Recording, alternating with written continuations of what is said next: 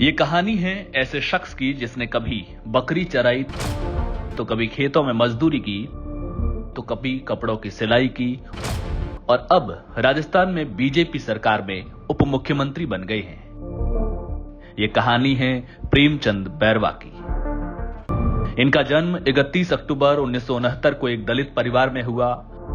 जयपुर में मौजमाबाद तहसील के श्रीनिवासपुरम के रहने वाले हैं। इन्होंने अपनी स्कूली पढ़ाई गांव से की और आगे की पढ़ाई राजस्थान यूनिवर्सिटी जयपुर से की। साथ ही इसी यूनिवर्सिटी से पीएचडी भी की। परिवार के पास बहुत कम खेती की जमीन थी, इसलिए घर का गुजारा चल पाना बहुत मुश्किल था। तो प्रेमचंद बैरवा ने पढ़ाई के साथ साथ घर के लिए बहुत कम उम्र में ही कमाना शुरू कर लिया। अपने खेत में काम के साथ साथ दूसरों के खेतों में मजदूरी भी करते। इसके अलावा बैरवा ने बकरी चराने, मजदूरी करने और सिलाई का काम किया और फिर सिलाई के साथ साथ कपड़ों के निर्यात का काम भी किया। वहीं इस क्षेत्र का स्थापित व्यापारी बनने से पहले प्रेमचंद बैरवा 3-4 साल तक LIC एजेंट के रूप में भी काम कर चुके हैं। जब पैसा बनने लगा तो प्रॉपर्टी डीलर का काम भी करने लगे और जब घर की आर्थिक स्थिति मजबूत हुई तो फिर राजनीति में उतर गए।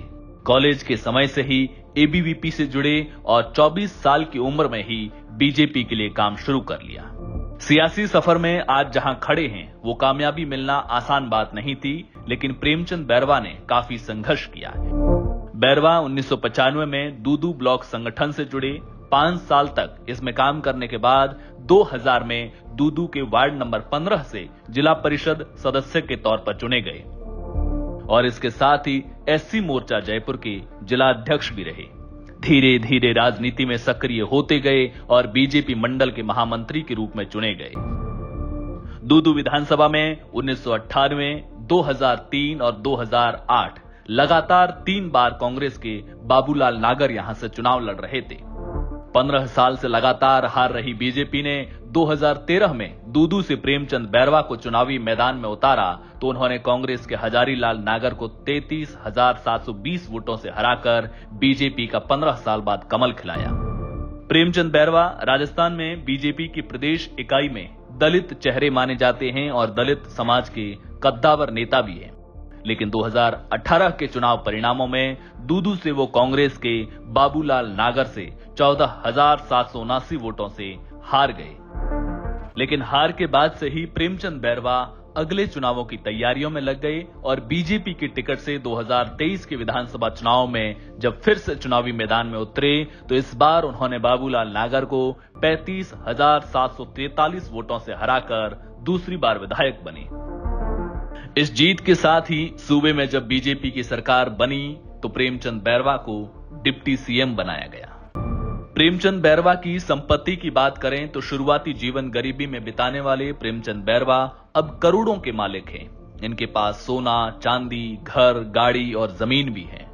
55 लाख रुपए की जमीन है और 9 बैंक खातों में 3,83,871 रुपए हैं। कुल संपत्ति लगभग 4,83,54,216 रुपए है। आपको बता दें कि राजस्थान में पिछली गहलोत सरकार ने जयपुर से अलग करके दूदू को नया जिला बनाया था। तब यहां पर कांग्रेस के बाबूलाल नागर 4 बार के विधायक थे। पिछले 9 चुनावों में कांग्रेस के खाते में यहां पर 7 बार जीत हासिल हुई है तो बीजेपी यहां पर सिर्फ 2 बार जीत पाई है।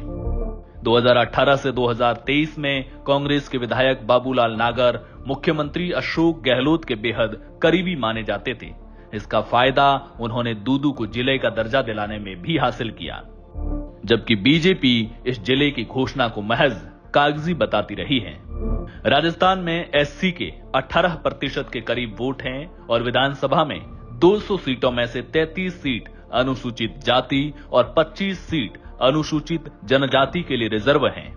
ऐसे में बीजेपी ने दलित डिप्टी CM बनाया है। Bureau report, political panchayat.